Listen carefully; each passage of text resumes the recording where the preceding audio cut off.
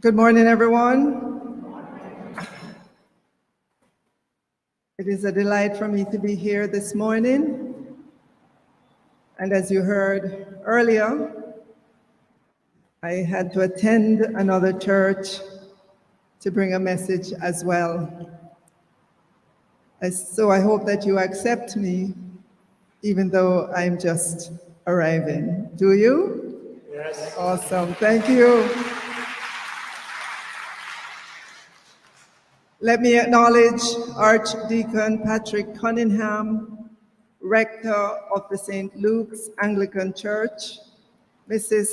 Nancy Pincus, Executive Director, the Council of Voluntary Social Services, Lieutenant Colonel Oral Khan, Chairman of the Uniformed Youth Groups Sector, all the officers of the uniformed groups, Ms. Simone Foster, who is here with me, Coordinator for Character Education in Schools and Uniformed Groups, members of the congregation, team members from the Ministry of Education and Youth, members of the media, good morning again.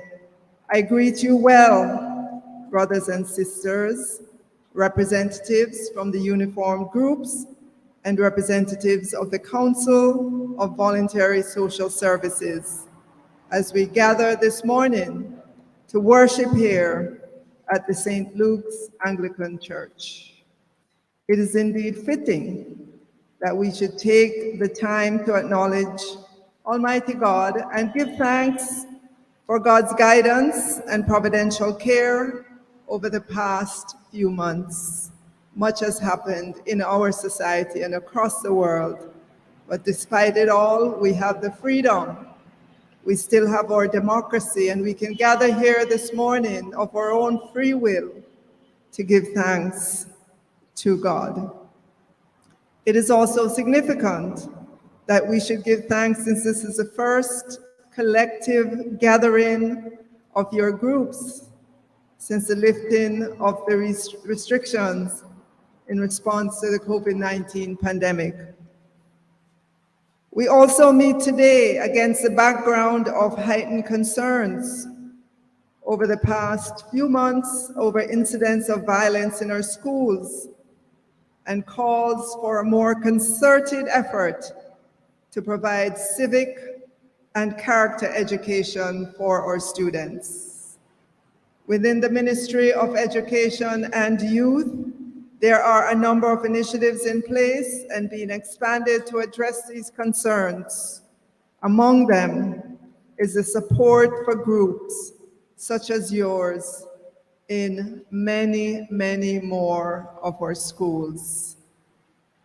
Uniformed groups in schools, such as Girl Guides, Brownies, Boys Brigade, Club Scouts, Cadets, 4-H, and Pathfinders, and I'm sure there are others, have played an invaluable role in shaping the character and awakening the social conscience of our young people for decades.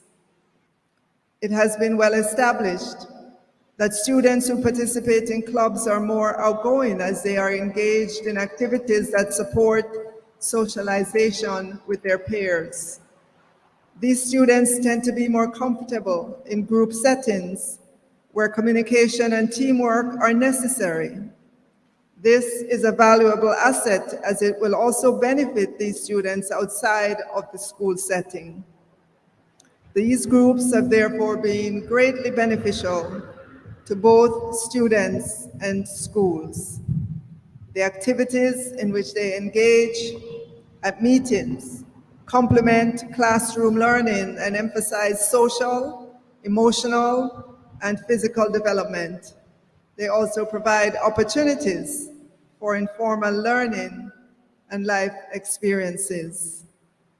Uniformed youth groups represent a cohort of the nation's youth that is organized around a set of core values, such as honor, discipline, service, loyalty, commitment, integrity, perseverance, industry, and spiritual fortitude. And while most are based primarily in schools, UNIT may also be organized at church and at community levels. Indeed, we know that the church has been a main source through which many new members are recruited. There is a challenge, however, and that is that over the past few years, there has not been as robust an interest in these groups as in previous decades. We recognize that today's young people have many more interests and distractions, but we should still try to encourage them to see the value in participating in groups such as these. There is an urgent need for volunteer adult leaders.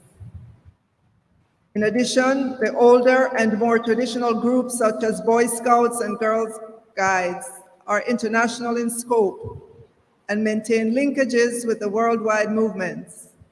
Support from these fraternal organizations has, however, diminished over the years, and local organizations must find the resources to sustain operations and pay the required affiliation fee. So once again, it's important that we in the local community pitch in to offer the needed support. We need all of our young children to be a member of a uniformed group.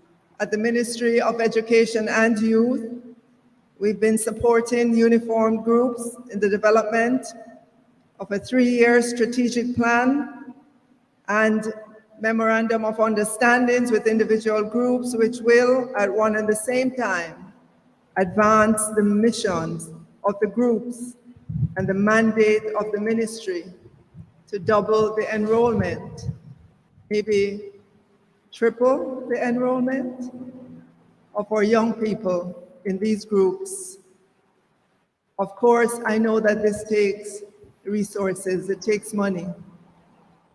And so at the Ministry of Education and Youth, we are committed to look to see how we can increase the current budget that we have to support the uniformed groups in schools as we call for your expansion, because we see the value in doing that. And so as we work to develop this 3-year strategic plan, I will ensure that there is room in the budget for the development of the groups.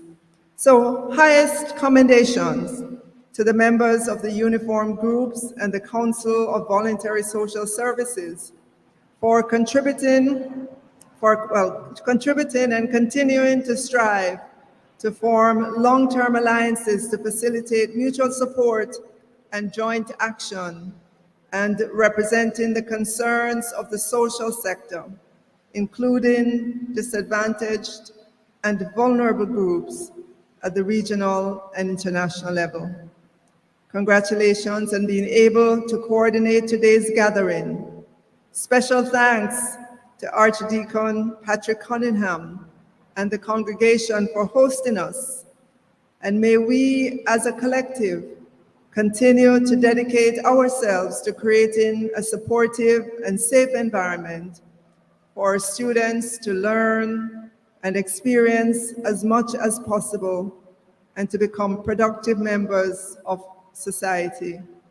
And I'm sure that if we can get more of our young people into the uniformed groups, we will begin to see a decline in the antisocial behavior that we've been witnessing in these videos that are posted on social media. I am absolutely sure that no member of a uniformed group would be seen doing any such thing as we've seen. I'm absolutely sure that no member of a uniformed group would be fighting, cursing, and posting it on social media.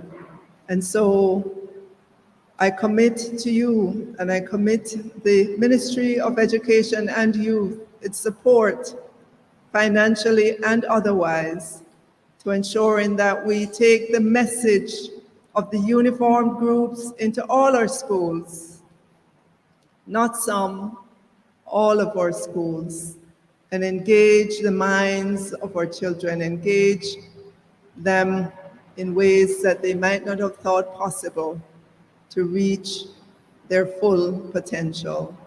Thank you to all of you who have maintained these groups over the years. It's been a labor of love, I know. And we want you to know that the Ministry of Education and Youth will continue to provide that support. Thank you so much.